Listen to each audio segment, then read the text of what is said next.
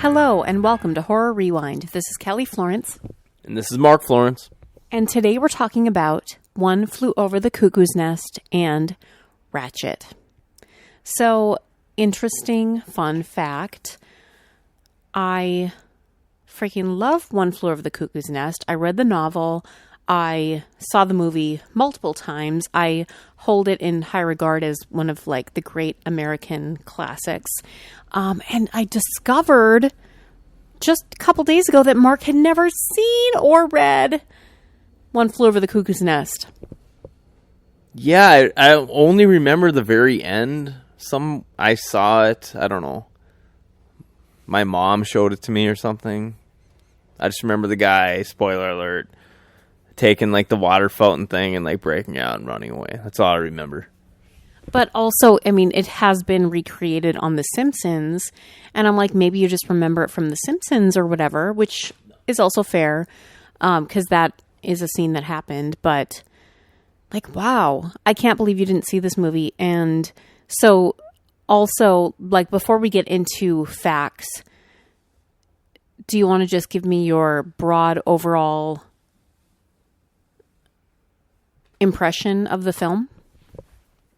Yeah, I really, enjoyed it. I thought it was really good. I thought maybe a few, like the fishing scene and all that was maybe a bit far-fetched, although I did enjoy it. And like maybe the party scene, like how far that went. Kelly's shaking her head at me. But no, I really liked how this guy came in here and inspired these group of individuals and like showed them there's more to life than just living in this hospital thing. So he tried to like bring the outside world to them, even though in some cases they were, required to be there. In some cases they were there on their own volition. Is that a word? Okay. But yeah, he kind of like showed them what like it means to, to like live life to him. So I thought that was pretty cool. So some facts about One Flew Over the Cuckoo's Nest, the novel. It was released in 1962, written by Ken Kesey, and it was set in Oregon, and it was also adapted into a Broadway play by Dale Wasserman in 1963.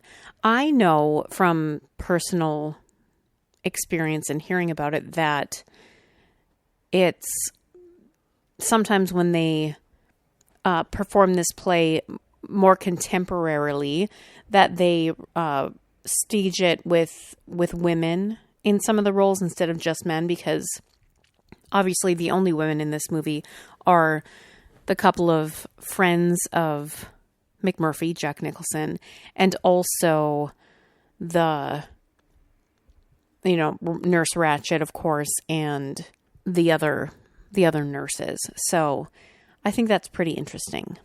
So the movie came out in 1975. So over a decade later, it is 93% fresh on Rotten Tomatoes. It had a budget of $3 million and it made $163 million at the box office.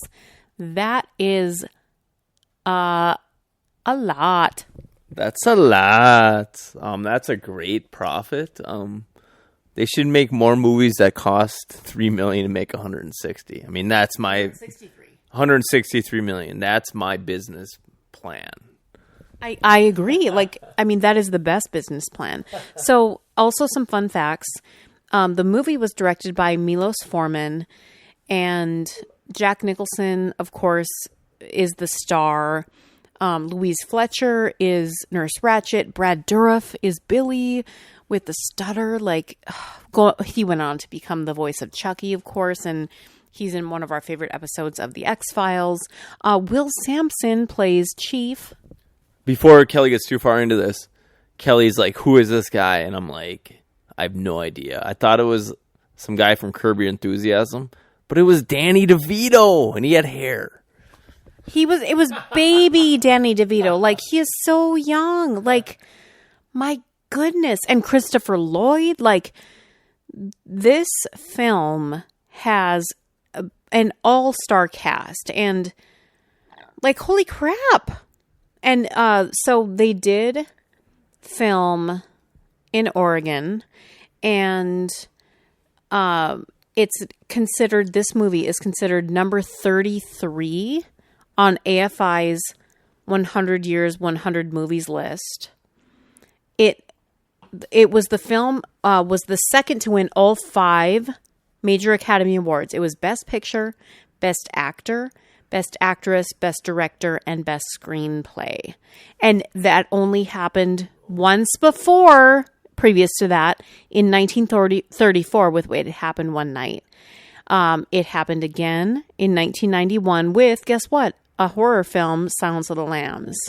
It also won a bunch of Golden Globe and BAFTA awards. And, I mean, obviously, I think it's beyond amazing. And so, Mark, do you want to guess? You can guess. It's a famous actor, and we've seen him in films that we've reviewed for this podcast. Do you want to guess who originated the role of McMurphy on Broadway? Because, the Broadway play originated before the film. Just take a wild guess. It's somebody you know and love. I literally have I don't even have a guess. Michael Douglas. I don't see that. Oh, see, so you know what? That's fun because, I mean, you would assume that they would just cast Michael Douglas again since he did, the Broadway version. But guess what? They ended up casting Jack Nicholson.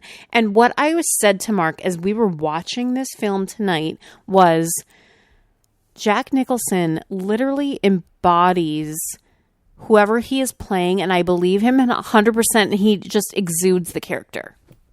He did a great job. Like, I feel like I haven't even seen him in that much, really. Like, Batman back in, 1990. The Shining? Yeah, The Shining. Thanks, Kelly. I don't even know if I've seen As Good as It Gets or, Bucket List, but I don't even know. He hasn't done that much else. I don't know. Maybe I should look up his IMDb, but I feel like I haven't. I know, obviously, he's, a huge celebrity. He goes to all Laker games and all that, but, wasn't he in one of the DiCaprio movies, too? I don't know. Wow.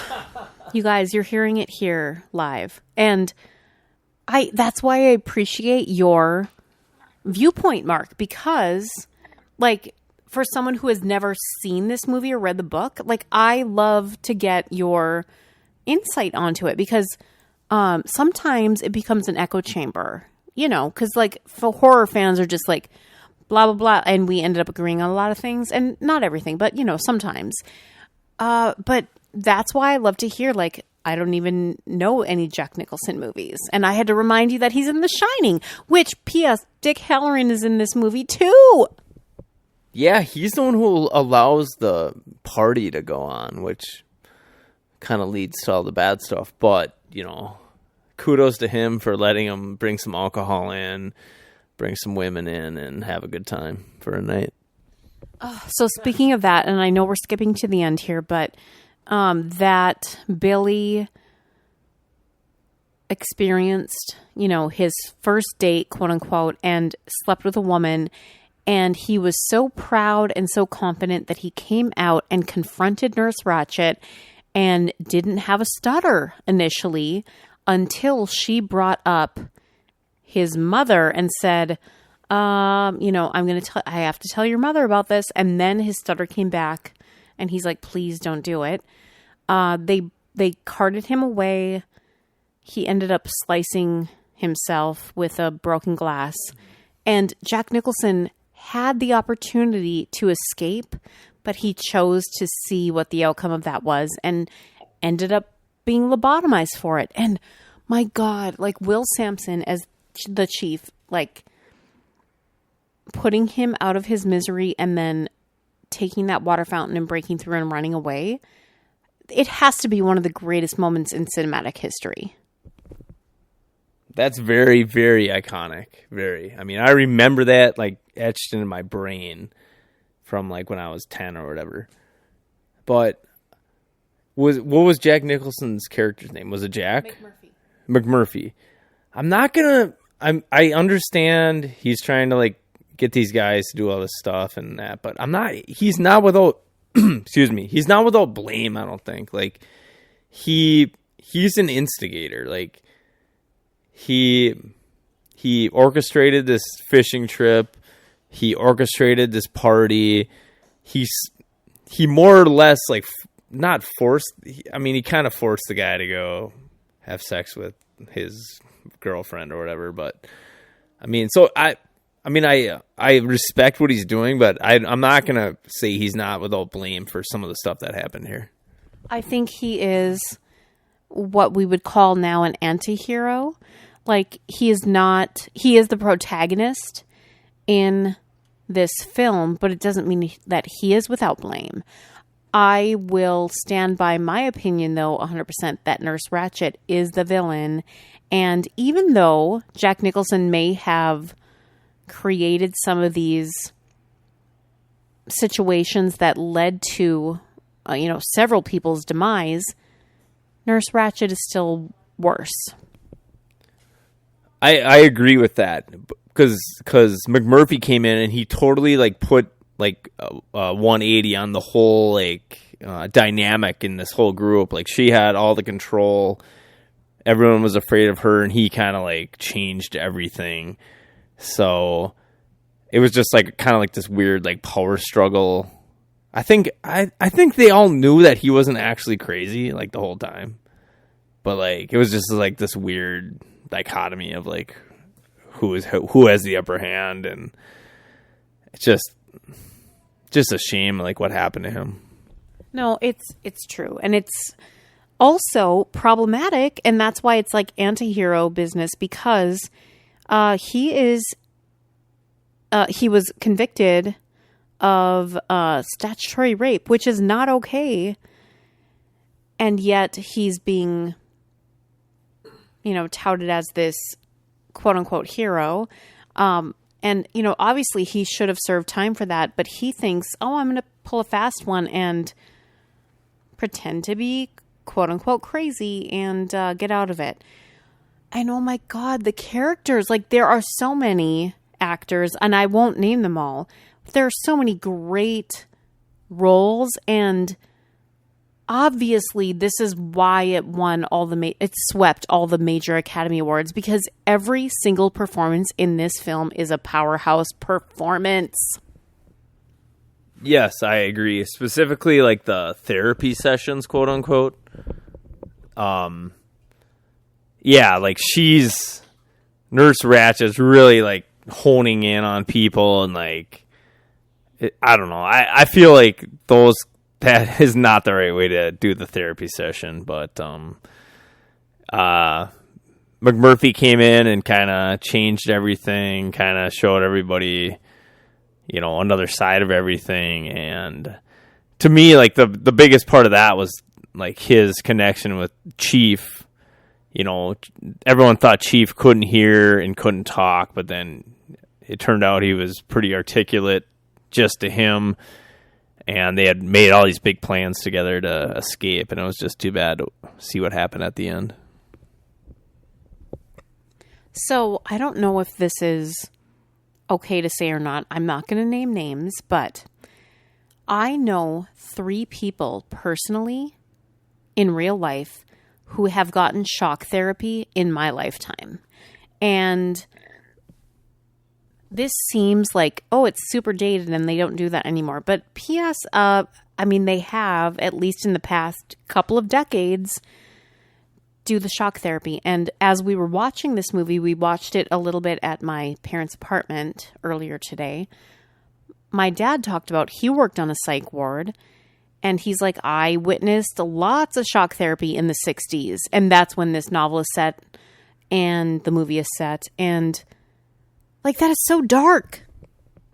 Yeah, I mean, he was right in this, right after this, I guess, time frame, working in a military hospital. So, I mean, I'm sure a lot of this type of stuff happened because it was just like, how can we get these people to like not be like this? Not like, I don't know, I mean, the lobotomy route is obviously not the right one, and I hope they don't do that anymore. I mean, yeah, I don't know. So, I mean, we'll come back with the answers as we talk about Ratchet in the next segment. But if you have never seen One Flew Over the Cuckoo's Nest, we may have spoiled everything for you, but obviously it is an iconic film and you need to watch it. So we will be back in the second half with a review of Ratchet. Yeah, so, like, what's up with the name One Flew Over the Cuckoo's Nest? It's just, I mean, the Cuckoo's Nest is being crazy, right? Yeah. And so, yeah, like, he flew over it because he's actually not cuckoo, but he is disrupting the norm. Yeah, and just one more quick point. It was just so sad to see McMurphy, because he was such a vibrant character and so, like, full of life and stuff, after he got his lobotomy. Like, he literally, like, walked back to his bed and he was just, like, a shell of a human being. And that's why Chief's like, I got to do the right thing here and, you know, end his life. Because, I mean, it just wasn't going to be good. So, I mean, that was a pretty tough moment. But also compare that to after he got his shock therapy and he pretended to act exactly how he was actually after he got his lobotomy. And then he winked at Chief and then he's like, oh, guess what? I'm fine, actually, and I want to join the group. It was a heroic moment. And then the opposite of that, it was so tragic. I mean, that's a good point because, I mean, how do you know? I mean, do you recover at all? Like you said while we were watching it, like he's probably seen this a few times, so he knows there's no coming back from this. But Chief's probably seen it, so he knows, like, I actually do have to smother him right now. So Chief's like, okay, I gotta just end this. But, I mean, yeah, he was not faking, obviously, but he has to be pretty sure that this guy's not going to come out of this. And it's even tougher because when he's smothering him with the pillow, the guy, you know, McMurphy's still, like, moving around, grabbing, and, like, trying to get out of it. So he's got something going there, but... or is that just human nature and our natural response to suffocating? Like, Lord! No, I think you're right there. I mean, that was more of a natural, like, survival, like primitive instinct. But yeah, Chief is obviously so strong that you're not, if he puts a pillow over your head, you're not going to get out of it. You know what I would love to see? I know we have, or we're about to see the Ratchet prequel. I want to see the Chief sequel. Yeah, I mean, that's an interesting thought there because we don't even get too much insight into his life. I mean, we get that he wants to watch the World Series. And that was kind of a cool power struggle scene where they're, like, voting in the circle and he thinks they have enough votes and they're like, no, there's 18 people here, and he's trying to get the some of the people who are not as with it to, like, raise their hand. And I think that's, like, the first time he kind of gets Chief going a little bit because Chief ends up raising his hand, but it's too late. But kind of forgot where I was going with that point, but anyway. About the Chief sequel. Oh, the Chief or the McMurphy prequel? No, I'm saying a Chief sequel. Chief escaped. Don't we need a sequel now and see what ended up happening with him? I would do a McMurphy prequel and a Chief sequel. I'm assuming Chief went to Canada because that was what they had planned. Maybe met up with some of McMurphy's girlfriends or whatever. But I want to see McMurphy prequel, not the statutory rape stuff, but because he seemed like a pretty, interesting guy. No, I get it. So here, I know I already tossed it to our second segment, but I realized we need to rank this movie before we rank the TV series. So let's rank One Flew Over the Cuckoo's Nest on a scale of 0 to 10. 0 being you hated it, 10 being you think it's a perfect movie. What the F is our scale, Mark? Like, I'm sorry. It's so iconic. Like, we have to pick the perfect scale. Oh my gosh. It's got to be water fountains, right? You might have to go with the water fountains. I was kind of thinking something to do with the fishing trip, but that was kind of like a kind of a one-off in the middle, but yeah. Okay, could it be sticks of juicy fruit? Ooh, juicy. Yeah, I like that. That's kind of how they got their first connection, the juicy fruit. Let's use sticks of juicy fruit chewing gum because McMurphy offers Chief the juicy fruit, and that's when he says thank you, and then he's like, juicy fruit. So yes, how many juicy fruits do you give one flew over the cuckoo's nest? So, like, let's say a pack of juicy fruit has 10 in it. I'm going to say someone took one stick out and had it, so I'm going to give it a 9. And Kelly is not happy. I don't even know why I'm not giving it a 10. I guess my 10 is a tough thing to get, but tough egg to crack. But now you mentioned juicy fruit. My mom always used to have juicy fruit in her purse. So, like, whenever we would go somewhere, I would be like, me and my brother and sister would be like, hey, let's get some gum. And then we just, like, have some juicy fruit. So that's not related to this. But, no, I really enjoyed the movie. I don't know why I'm not giving it a 10. Maybe I felt like at the beginning I didn't really know where it was going or something. But Kelly is not happy. Obviously, I'm giving it 10 out of 10. This is literally one of my favorite novels and one of my favorite movies of all time. And I think every single performance is iconic. And I have not seen a live version of this play, but I will count myself lucky if I ever do. If and when theater comes back, fingers crossed. I cannot wait to watch Ratchet on Netflix, and we are about to, so get ready for the second half, y'all.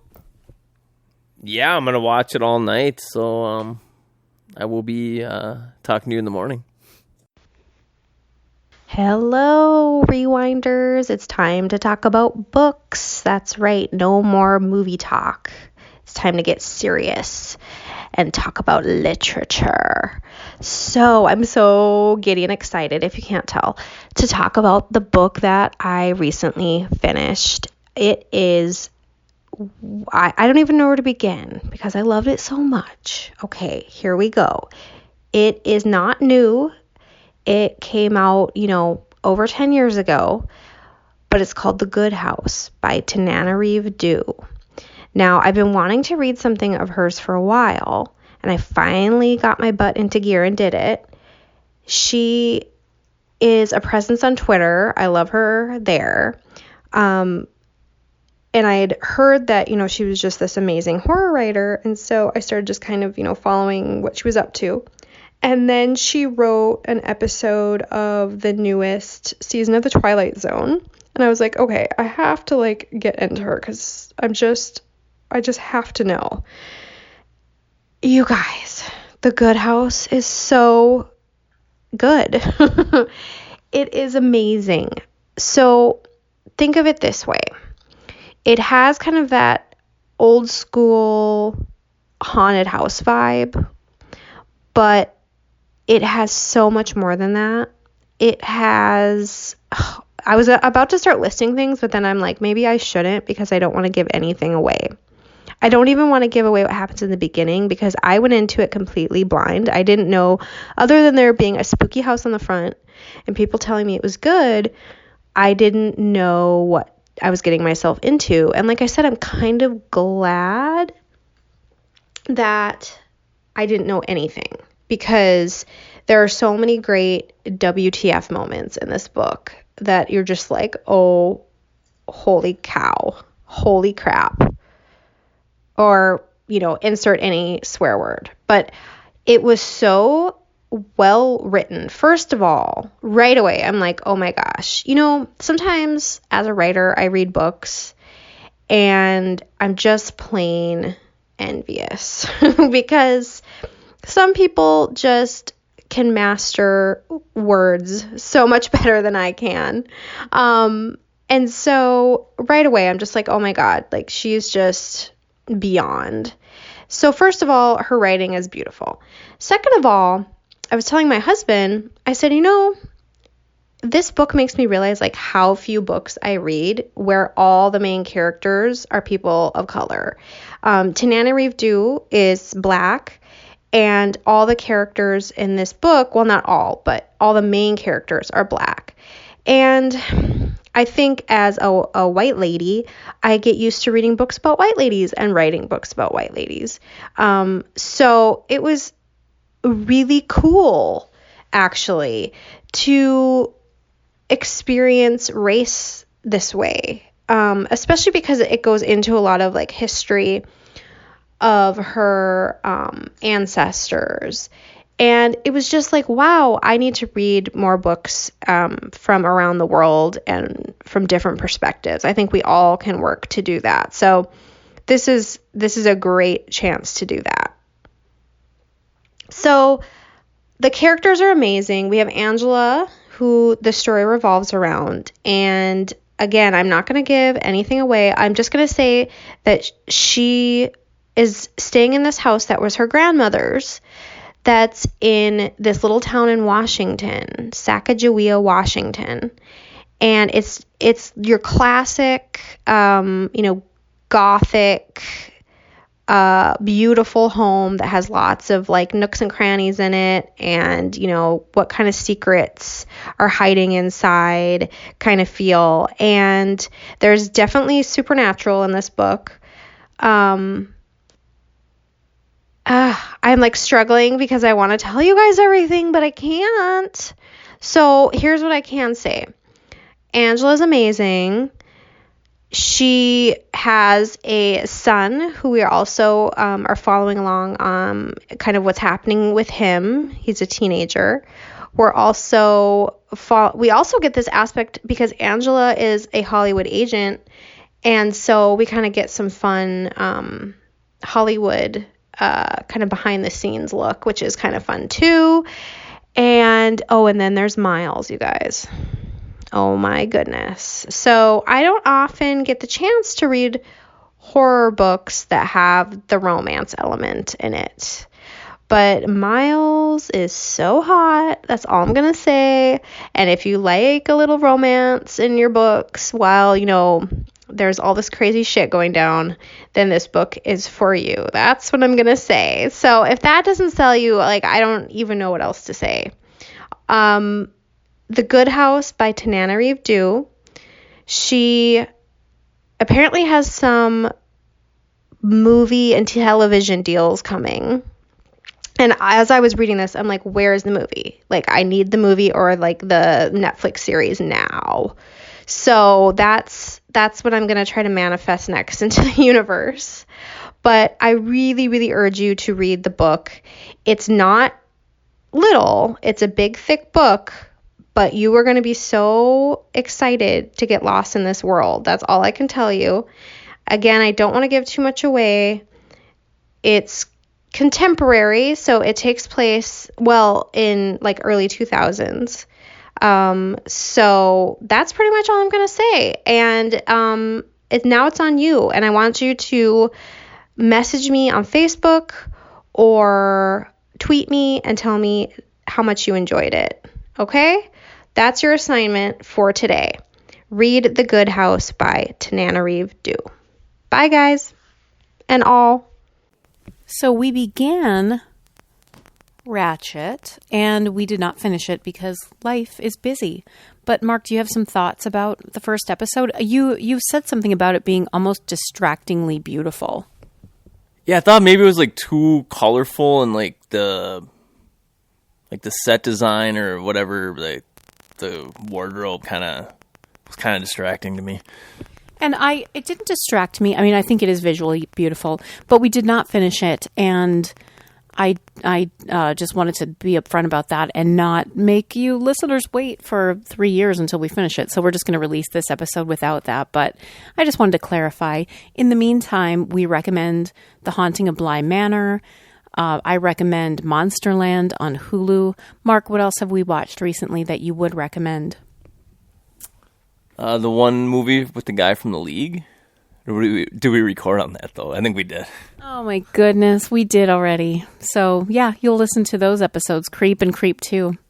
Lots of movies, though. So let us know what you're watching and reading. Make sure to pick up a copy of Meg's newest novel, The Darkest Hunger, and our newest book, The Science of Stephen King, available wherever you buy books. Until next time, we'll see you in the horror section. Bye.